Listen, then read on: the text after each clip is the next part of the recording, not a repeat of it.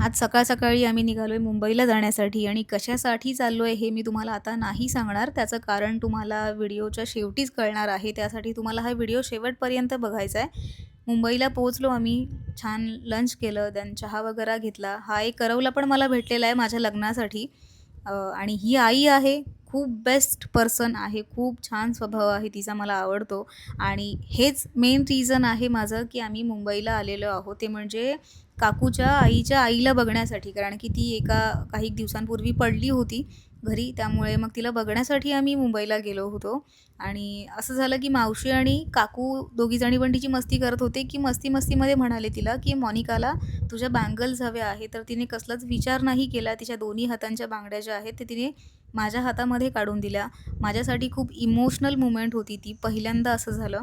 कारण एकतर मला स्वतःचे आजी-आजोबा नाही आहेत आणि जेव्हा तिने बांगड्या हातामध्ये दिल्या ना माझ्या, तेव्हा लिटरली डोळ्यात पाणी आलं.